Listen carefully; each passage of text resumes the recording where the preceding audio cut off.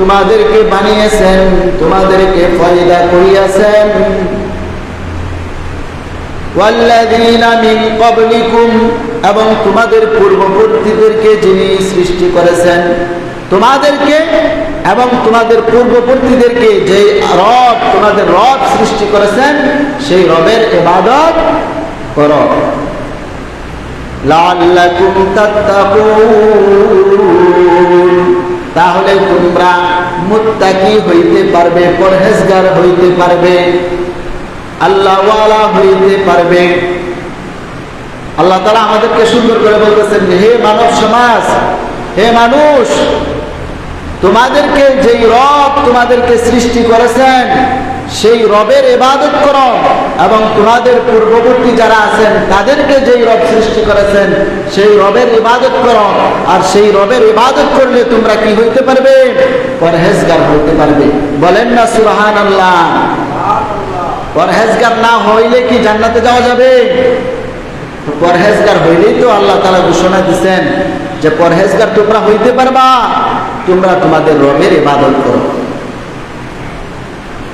الذي جعل لكم الأرض فراشا والسماء بناء, যে পবিত্র সত্তা ভূমিকে তোমাদের জন্য বিছানা এবং আকাশকে তোমাদের জন্য ছাদ বানিয়ে দিয়েছেন। বলেন সুবহানাল্লাহ।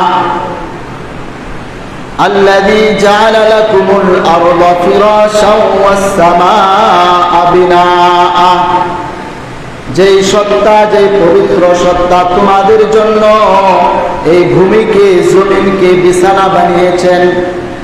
والسماء بناء, আর আসমানকে ছাদ বানিয়েছেন। জমিনে আমরা চলাফেরা করতেছি, জমিনের উপরে জায়গাটা খালি, আমরা কি উপরের দিকে পয়রা যেতেছি? করতেছি না। জমিন আমাদের জন্য চলার উপযোগী বানিয়েছেন। এখানে আমরা ঘুমাইতে পারতেছি, আরাম আয়েশ করতে পারতেছি। এই আসমানের উপরে আরো আসমান আছে, আর এই আসমানটাকে আল্লাহ তাআলা আমাদের জন্য ছাদ বানিয়ে দিয়েছে। সুবহানাল্লাহ। ওয়া আনজালা মিনাস সামাই মাআন, আর সেই পবিত্র সত্তা তোমাদের জন্য পানি বর্ষণ করেন। সুবহানাল্লাহ। পানি বর্ষণ করেন। فأخرج به من الثمرات رزقا لكم, আর সেই পানি দ্বারা তোমাদের জন্য ফল ফসল তিনি উৎপাদন করেন। রিজকাল লাকুম, তোমাদের রিজিকের জন্য, তোমাদের খাদ্যের জন্য। ফালা তাজআলু লিল্লাহি আনদাদা ওয়া আনতুম তা'লামুন, তোমরা সেই রবের সাথে অন্য কাউকে সমকক্ষ বানাইও না। ওয়া আনতুম তা'লামুন, তোমরা তো জানো। আল্লাহ পাক কত সুন্দর করে আমাদেরকে বুঝিয়ে দিলেন যে বান্দা, এই নভমণ্ডল, ভূমণ্ডল, আসমান, জমিন, জমিনের মধ্যে তোমাদেরকে চলাফেরা উপযোগী, তোমরা সেখানে থাকো। আসমান থেকে আমি পানি বর্ষণ করি, যে বৃষ্টির পানির মাধ্যমে তোমাদের জন্য ফল ফসল, বিভিন্ন খাবার দাবারের যেগুলো তোমরা খাও, সেগুলো আমি পানি দ্বারা উৎপাদন করে থাকি, করি। এগুলো তো তোমাদের জন্যই বান্দা করতেছি। তাহলে তোমাদের সেই পবিত্র সত্তার সাথে তোমরা অপবিত্র কাজ করিও না, আল্লাহ তাআলার সাথে অন্য কাউকে শরীক করিও না। তো এখানে আল্লাহ রাব্বুল আলামিন মানব সমাজকে উদ্দেশ্য করে এই কথাগুলো বলেছেন। রব্বাকুম, তোমাদের রব। নাস বলতে তো আমরা সবাই জানি, মানুষ বলতে আমরা সবাই চিনি, আমরা সকলেই মানুষ। তো মানুষদেরকে বলতেছেন যে ও বধু রব্বাকুম, তোমরা তোমাদের রবের ইবাদত করো। মানুষের ভিতরে শয়তান ঢুকা দিয়ে শয়তানের চরিত্র মানুষের ভিতরে ঢুকে যাবে। মানুষের ভিতরে হিংস্র জানোয়ারের চরিত্র ঢুকে যাবে। মানুষের ভিতরে জীবজন্তুর চরিত্র ঢুকে যাবে। তো সেই চরিত্র যে ঢুকে যাবে, শয়তান, জীবজন্তু, হাইওয়ান, খারাপ আখলাক, নাজিস, নাপাকি, অপবিত্রতা মানুষের ভিতরে ঢুকে যাবে। এই সব গুলো থেকে বেঁচে থাকার জন্য আল্লাহ পাক বলতেছেন, তোমাদের রব, যেই রব তোমাদেরকে বানিয়েছেন, তোমাদেরকে সৃষ্টি করেছেন, তোমরা তো কিছুই ছিলে না, তোমাদের সেই পবিত্র সম্মানিতা মায়ের পেটের ভিতরে, রেহেমের ভিতরে, অন্ধকারের ভিতরে আমি আল্লাহ তাআলা তোমাকে খাবারের ব্যবস্থা করেছি, লালন পালন করেছি। তাহলে সেই যে লালন পালন করে নেওয়ালা তিনি হলো তোমাদের রব, সেই রবকে তোমরা ইবাদত করো। খলাকাকুম মানে কি? আল্লাযী খলাকাকুম, যিনি তোমাদেরকে সৃষ্টি করেছেন। সৃষ্টির যে রহস্যগুলো আছে সেগুলো আমরা গবেষণা করব, চিন্তা করব। আল্লাহ পাক বলছেন, যখন তুমি রবের ইবাদত করবে তখন তোমার ভিতরে যে শয়তান ধোঁকা দিতে চাবে, সেই শয়তানের ধোঁকা তোমার দিকে সরে যাবে। হিংস্র জানোয়ারের যেই স্বভাব সেগুলো তোমার ভিতরে আসতে চাইবে, কিন্তু তোমার রবকে তুমি যখন স্মরণ করবে, তোমার রবের ইবাদত করবে, তখন তোমার অন্তর থেকে সেই হিংস্র জানোয়ারের সেই নাজিস নাপাক স্বভাবগুলো দূরে সরে যাবে। তুমি হয়ে যাবে লাআল্লাকুম তাত্তাকুন, তুমি হয়ে যাবে মুত্তাকি। সুবহানাল্লাহ, তুমি তাকওয়াওয়ালা হয়ে যাবে, তুমি পরহেজগার হয়ে যাবে। যে পরহেজগারিতা তোমাকে কোথায়? ইলাল জান্নাতি, জান্নাতের দিকে নিয়ে যাবে। সুবহানাল্লাহ।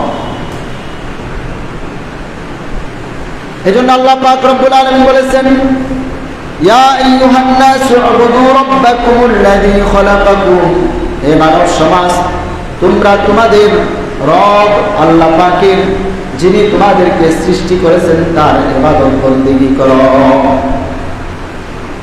সেই রব আমাদেরকে মায়ের পেট থেকে দুনিয়ার জমিনে যখন আমরা ভূমিষ্ঠ হয়ে আসলাম, দুনিয়াতে আসলাম, দুনিয়াতে আসার পরে আমরা এই রঙিন দুনিয়ার দিকে যখন তাকিয়ে দেখলাম, এটা তো আরো মায়ের পেটের চাইতে আরো বড় একটা পৃথিবীতে চলে আসলাম, দ্বিতীয় জগতে চলে আসলাম। এখানে অন্য একটা জগৎ, এই জগতে চলে আসলাম। আরে চোখ দিয়ে দেখতেছি, কিন্তু মুখে কথা বলার মতো কোনো শক্তি নাই।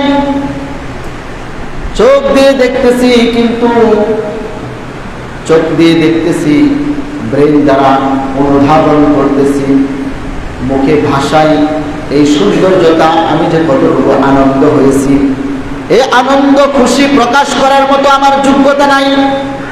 আমার হাত আছে, লাকা ইয়াদুন ওয়ালা তাখুজ, আমার হাত আছে, কিন্তু হাতের দ্বারা ধরার কোনো শক্তি আমার নাই। লাকা রিজলুন ওয়ালা তামশি, আমার পা আছে, কিন্তু পা দ্বারা আমার চলার মতো শক্তি নাই। ভূমিষ্ঠ হওয়ার পরে, দুনিয়াতে আসার পরে কি আমরা পাও দ্বারা কি দৌড়াইতে পারি, চলতে পারি? হাত দ্বারা ধরতে পারি? ধরতে পারি না। মুখ আছে, কিন্তু সেই মুখের ভিতরে দাঁত নাই। গোশত, মাছ এগুলো খাইতে পারি না। আল্লাহ রাব্বুল আলামিন আস্তে আস্তে একটা পর্যায়ে আমাকে এমন উপযোগী করে দিলেন, বসার উপযোগী করে দিলেন, বসতে পারি। এরপরে একটু একটু হাঁটি হাঁটি 1-2 কদম চলতে পারি, আবারও দৌড়ানো শিখে যাই, হাঁটা চলা শিখে যাই। ওই দিক থেকে আমার হাতের মধ্যে শক্তি, পায়ের মধ্যে শক্তি চলে আসে। আবার আস্তে আস্তে আমার মুখের ভিতরে দাঁত জাগতে থাকে। দাঁতগুলো আল্লাহ তাআলা সৃষ্টি করে দেন অলৌকিকভাবে। আল্লাহ তাআলা কোথায় থেকে দাঁত সৃষ্টি করে দেন? মুখের ভিতরে কাটলে তো দাঁত বের হবে না, আল্লাহ পাকের হুকুমে তিনি দাঁত সৃষ্টি করে দিয়েছেন। সেই দাঁত দ্বারা আমরা শক্ত খাবারগুলো আমরা খাইতে পারি। আবার আল্লাহ তাআলা কথা বলার যোগ্যতা দান করে দেন। লাকা লিসানুন ওয়ালা তানতিক, তোমার জবান ছিল, কিন্তু কথা বলার শক্তি ছিল না। যখন আমার কথা বলার শক্তি হয়ে যায়, আল্লাহ তাআলা এটাই বলতেছেন, ও বান্দা মানব সমাজ শোনো, তোমাদেরকে আমি সৃষ্টি করেছি পর্যায়ক্রমে, তোমাদেরকে অনেক কিছু নিয়ামত দান করেছি, তোমাদের সেই সৃষ্টির দিকে লক্ষ্য করে তোমরা তোমাদের রবের ইবাদত ও বন্দেগী করো। তোমরা তোমাদের রবের ইবাদত বন্দেগী করো, তোমরা একটু সৃষ্টির দিকে লক্ষ্য করো। শুধু তোমাদেরকে সৃষ্টি করি নাই, তোমাদের পূর্বে যারা ছিল, ওয়াল্লাযীনা মিন ক্বাবলিকুম, তোমাদের পূর্ববর্তী যারাই ছিল সবাইকেই আমি সৃষ্টি করেছি। সুবহানাল্লাহ। এইভাবে আল্লাহ রাব্বুল আলামিন একটা পর্যায়ে আপনাকে আমাকে কিশোর জীবনে পরিণত করেন, দৌড়াদৌড়ি করি, অনেক কিছু করি, মেধা খাটিয়ে খাটিয়ে একটা বয়স আমাকে পাড়ি দিয়ে আসতে হয়। আস্তে আস্তে যখন আমার যৌবন শক্তি চলে আসে, মোটামুটি আমার একটা জ্ঞান বুদ্ধি, ফাহমে কামেল যেটাকে বলা হয়, ফাহমে কামেল মোটামুটি 15 বছর, 14-15 বছর বয়সে একটা ছেলে তার পরিপূর্ণ জ্ঞান বুদ্ধি চলে আসে। 14-15 বছর বয়সে তার সবকিছু মোটামুটি পৃথিবীর সে তার আকল মন হয়ে যায়, জ্ঞানী হয়ে যায়, ফাহমে কামেল ওয়ালা হয়ে যায়। আল্লাহ তাআলা তখন বলেন, এই যে বয়সের আগ পর্যন্ত তোমাকে আমি লালন পালন করলাম, সৃষ্টি করলাম, তোমাকে অনেক কিছু নিয়ামত দিয়ে তোমাকে এই পর্যায়ে নিয়ে আসলাম, এবার আর তোমার জন্য বিন্দু পরিমাণ ছাড় নাই। ও উবুদু রাব্বাকুম, এখন থেকেই তোমাকে তোমার রবের পরিপূর্ণ বিধানগুলো মেনে চলতে হবে। ঈমানের ক্ষেত্রে কোনো আপোষ করা যাবে না। ফালা তাজআলু লিল্লাহি আনদাদা ওয়া আনতুম তা'লামুন, এখন তোমরা জেনে গেছো, বুঝে গেছো, জ্ঞানী হয়ে গেছো, ফাহমে কামেল ওয়ালা হয়ে গেছো, এবার আর তোমার রবের সাথে কাউকে সমকক্ষ বানানোর অধিকার আর তোমার নাই। ছোট বাচ্চারা যদি অনেক কিছু প্রশ্ন করে, অনেক কিছু ভুল করে, তাদের সেই ছোট অবস্থায় থাকা অবস্থায়, নাবালেগ থাকা অবস্থায় সমস্ত কিছু আল্লাহ তাআলা সেখানে মাফ করে দেন। মানে তাদের সেই বয়সের মধ্যে ফেরেশতারা, যে 2 ফেরেশতা থাকে, ওই 2 ফেরেশতা কলম ধরে না, লিপিবদ্ধ করে না, আমলনামা তাদের লিপিবদ্ধ করে না। হ্যাঁ, তবে স্পেশালি একটা আল্লাহ তাআলা নিয়ামত দিয়েছেন, নাবালেগ অবস্থায় বাচ্চারা যে সমস্ত নেক আমল করে, সমস্ত নেক আমল তার পিতা মাতার আমলনামায় সওয়াব হিসেবে লিখে দেওয়া হয়। সুবহানাল্লাহ। কিন্তু নাবালেগ অবস্থায় ভুল করে ফেলে, নামাজ পড়ে না, গুনাহ করে ফেলে, সেটা আল্লাহ তাআলা মাফ করে দেন। সুবহানাল্লাহ। কত বড় নিয়ামত! এবার যখন বালেগ হয়ে গেছে, ঈমানের ক্ষেত্রে কোনো আপোষ নাই, কোনো ছাড় দেওয়া হয় না। 5 ওয়াক্ত নামাজ তোমাকে সঠিকভাবে আদায় করতে হবে। 1 ওয়াক্ত নামাজ যদি ছেড়ে দেওয়া হয়, তাহলে হাদিসের ভাষ্য অনুযায়ী যদি কাজা করে তবু 1 হুকবা কাজা আদায় করলেও জাহান্নামের আগুনের মধ্যে জ্বলতে হয়। যদি তওবা না করে, সেই তওবা যদি আল্লাহ কবুল না করেন, তাহলে 1 হুকবা জাহান্নামের আগুনের মধ্যে জ্বলতে হয়। বলেন নাউজুবিল্লাহ। 1 হুকবা কতটুকু পরিমাণ? বর্তমান দেশের হিসাব অনুযায়ী 2,88,00,000 বছর, 2,88,00,000 সেকেন্ড নয়, ঘন্টা নয়, দিন নয়, 2,88,00,000 বছর হলো 1 হুকবা স্বরূপ পরিমাণ জাহান্নামের আগুনে পড়তে হবে 1 ওয়াক্ত নামাজের জন্য। বলেন নাউজুবিল্লাহ। কেন পড়তে হবে? কারণ তোমার রব তোমাকে কম দেয় নাই, অনেক কিছু দিয়েছে। যদি তুমি বলো কম দিয়েছে, যদি আমি বলি আমাকে আমার রব কম দিয়েছে, তাহলে আমি এই পৃথিবীর মধ্যে সবচেয়ে বড় নিকৃষ্টতম, একবারে নিমুখ হারাম যাকে বলা হয়, সেই নিকৃষ্টতম সবচেয়ে বড় নিমুখ হারাম হলাম আমি, যদি আমি এই কথা বলি যে আল্লাহ আমাকে কম দিয়েছে। কোন দিক দিয়ে আল্লাহ তাআলা আমাদেরকে কম দেন নাই, পরিপূর্ণ দিয়েছেন, অনেক কিছু দিয়েছেন, যেগুলো তো আপনারা জানেন। প্রতিদিন আমরা 550 লিটার অক্সিজেন গ্রহণ করি বিনামূল্যে, কোনো টাকা দিতে হয় না, পয়সা দিতে হয় না। এই যে 550 লিটার অক্সিজেন গ্রহণ করতেছি, হাসপাতালে গিয়ে দেখেন এই পরিমাণ অক্সিজেন গ্রহণ করলে কি পরিমাণ বিল আমার নামে ধরিয়ে দেবে। রোগাক্রান্ত যারা হয়েছে জমি বিক্রি করে বিল পরিশোধ না করলে হাসপাতাল থেকে লাশটা পর্যন্ত আনতে দেয় না। এত নিয়ামত, দুনিয়ার সমস্ত চাকচিক্য আমরা দেখতেছি। 30 লক্ষ লেন্স, বিজ্ঞান বলতেছে তোমার আমার চোখের মধ্যে 30 লক্ষ ক্যামেরা আল্লাহ তাআলা ফিট করে দিয়েছেন। সুবহানাল্লাহ। সাদাকে সাদা, কালোকে কালো, আমকে আম, কাঁঠালকে কাঁঠাল। কোনো সময় বলি না ফাঙ্গাস মাছকে বাজারে গিয়ে যে ভাই এটাকে বোয়াল মাছ মনে করে বাড়িতে বিবির কাছে এসে কথা বলি না যে চোখের পাওয়ারে একটু সমস্যা ছিল, ফাঙ্গাস মাছটা বোয়াল মাছ মনে করে নিয়ে আসছি বিবি সাহেবা, আপাতত এটাকে বোয়াল মাছ মনে করে খেয়ে ফেলি। এরকম ভুল কিন্তু আমাদের কারো হয় না, কারণ আল্লাহ তাআলা আমাকে এত নিয়ামত দিয়েছেন, কোথাও ভুল করি না। শুধুমাত্র আল্লাহ পাকের তাবেদারি, গোলামি এবং হুকুম মানার ক্ষেত্রে কেন আমরা ভুল করব? এই জন্য আল্লাহ তাআলা এত কঠিন ভয়াবহ শাস্তির ব্যবস্থা করেছে। ভাইয়ের আমার, পৃথিবীর মধ্যে এমন কোন শ্রেণী পেশার মানুষ আল্লাহ তাআলা দুনিয়াতে সৃষ্টি করেন নাই যেই সৃষ্টিটা মানুষ হিসেবে তার কর্মক্ষেত্র কর্ম কাজ করার পরে নামাজ আদায় করতে পারবে না, এমন কোন মানুষকে আল্লাহ তাআলা সৃষ্টি করেন নাই। আল্লাহ রাসূল সাল্লাল্লাহু আলাইহি সাল্লামের ব্যক্তিগত জীবন ব্যবস্থা থেকে তিনি রাষ্ট্রীয় প্রধান ছিলেন। তিনার সমস্ত জীবন ব্যবস্থার দিকে যদি আমরা তাকাই, সমস্ত ক্ষেত্রে তিনি নামাজ আদায় করেছেন। আরেকজন রিক্সাওয়ালা যদি নামাজ আদায় করতে পারে, আমি রিক্সা চালিয়ে কেন আমি নামাজ আদায় করতে পারবো না? আরেকজন সরকারি চাকরিজীবী যদি সরকারি চাকরি করে নামাজ আদায় করতে পারে, আমি কেন পারবো না? আরেকজন ব্যবসায়ী ব্যবসা করে যদি নামাজ আদায় করতে পারে, আমি কেন পারবো না? আরেকজন ভার্সিটির ছাত্র যদি লেখাপড়া করার পাশাপাশি 5 ওয়াক্ত নামাজ পড়তে পারে, আমি কেন পারবো না? কাল কিয়ামতের ময়দানে আমাকে সেই জবাবটুকু দিতে হবে যে আমি যেই পেশায় আছি, এই পেশারই লোক, এই শ্রেণীর লোক আমার চাইতে বেশি নিয়ামত প্রাপ্ত নয়, আমার চাইতে বেশি টাকা পয়সাওয়ালা নয়, সে নামাজ আদায় করেছে সঠিকভাবে, কেন তুমি পারলা না? তোমার এই জবাবটা দিয়ে তাহলে তুমি কদম হাসরের ময়দানে বাড়াতে হবে।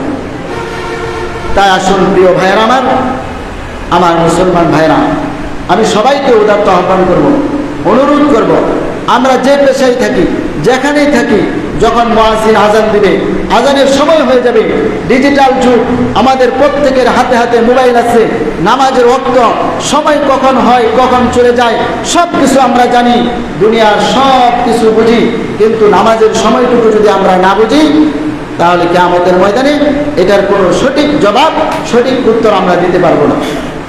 মামলা দায়ের করবেন আমাদের নামে ফেরেশতারা, সেই মামলা ছুটিয়ে আমরা জান্নাতে যাইতে পারবো না। এই জন্য আসুন আমরা প্রত্যেকেই আল্লাহ পাকের ইবাদত বন্দেগীতে লিপ্ত হই। শুধু নিজেই না, আল্লাহ তাআলা বললেন, ইয়া আইয়ুহান নাস কু আনফুসাকুম ওয়া আহলিকুম নার, হে মানব সমাজ, হে মানুষ, তোমরা নিজেরা জাহান্নাম থেকে বাঁচো এবং তোমার পরিবার পরিজনকে জাহান্নাম থেকে বাঁচাও। আমি যদি আমার অধীনস্থ, আমার বিবিকে, আমার ছেলেকে, আমার মেয়েকে, আমার ভাইকে, আমার বোনকে, এমনকি আমার যদি পিতামাতা নামাজ না পড়ে তাদেরকেও যদি আমি নামাজের কথা না বলি, কিয়ামতের ময়দানে আমাকে আসামির কাঠগড়ায় দাঁড়াতে হবে। সেই আসামি কে করবে? আমার ছেলে আমার নামে মামলা দিবে, আমার মেয়েটা আমার নামে মামলা দিয়ে বসবে যে আল্লাহ, আজকে এই মহান হাসরের ময়দানে আমি আমার পিতার নামে মামলা করলাম, আমার পিতা আমাকে পর্দা করতে বলে নাই, নামাজ পড়তে বলে নাই, ইসলামের কোনো শিক্ষা দীক্ষা আমাকে দেয় নাই, এই জন্য আমার মামলাকে গ্রহণ করা হোক। হাদিসের মধ্যে আসছে, পিতা মাতার নামে সন্তান যখন মামলা করবে সেই মামলা অবশ্যই গ্রহণ করা হবে। যদি সত্যিকার অর্থে দেখা যায় যে পিতা মাতা দায়িত্ব পালন করে নাই, মানে বলেই নাই যে নামাজের কথা, পর্দার কথা বলে নাই, ইসলামের শিক্ষার কথা বলে নাই, তখন সেখানে এমন কঠোর হাদিসের ভাষ্য অনুযায়ী পাওয়া যায়, জাহান্নামের যখন মেয়েটা যাবে, যখন ছেলেটা জাহান্নামে যাবে, তখন সেই মেয়েটা বলবে, এই জাহান্নামে আমি আমার পিতার বুকের উপর পাড়া দিয়ে তারপরে আমি জাহান্নামে যাব, আল্লাহ তাআলা সেই সিস্টেমটাই করবেন, সেই নাফরমান পিতাকে তার পায়ের সিঁড়ি হিসেবে বানানো হবে। নাউযুবিল্লাহি মিন যালিক। এজন্য আমাদের দায়বদ্ধতা আছে, আমরা যে জিম্মাদারি, আমাদের যে কর্তব্য দায়বদ্ধতা আছে, সেই দায়বদ্ধতা আসুন আমরা পালন করি। আল্লাহ রাব্বুল আলামিন আমাদের সকলকে আমাদের জিম্মাদারি, আমাদের যে দায়বদ্ধতা আছে, আমরা যেন কিয়ামতের ময়দানে মামলার আসামি না হই, মামলার কাঠগড়ায় যেন আমাদেরকে দাঁড়াতে না হয়। এই জন্য প্রিয় মুসলমান ভাইয়ের আমার, আমি সকলকে হাতে ধরে পায়ে ধরে আপনাদেরকে অনুরোধ করি, আপনাদেরকে বিনীত আরজ করি, আসুন আমরা সকলেই 5 ওয়াক্ত নামাজ পড়ি, আল্লাহ পাকের ইবাদত বন্দেগী করি। আমরা যেন সকলেই দুনিয়াতে যেমন সুখ চাই, শান্তি চাই, আরাম চাই, আল্লাহ তাআলা যেন আমাদেরকেও সুখ, শান্তি, আরামের সেই সফলতার যে চূড়ান্ত জায়গাটা, সেই জান্নাত নামক যে জায়গাটা, সেই জান্নাতে যেন আল্লাহ তাআলা আমাদের সব ভাইকে, সব বোনদেরকে, আমাদের সকলকে পরিবার সহ আমরা সমাজবাসী সবাই যেন জান্নাতে আল্লাহ পাকের সেই সুন্দর আরামের জায়গায়, চিরস্থায়ী শান্তির ঠিকানায় যেন আমরা যেতে পারি। সেজন্য একটু ফিকির আমাদের করতে হবে, ফিকির না করলে হবে না। আল্লাহ রাব্বুল আলামিন আমাদের সব ভাইকে ফিকির, চিন্তা এবং দায়িত্বশীলতার জায়গা থেকে সুন্দরভাবে কাজ করার তৌফিক দান করুন। আল্লাহ তাআলা যেন আমাদের সকলকে দুনিয়া আখিরাতে সফলতা নসিব করেন, আমিন। ওয়া আখিরু দাওয়ানা আলহামদুলিল্লাহি রাব্বিল আলামিন। যারা কাবলার জন্য সুন্নাত করেন ইনশাআল্লাহ করুন।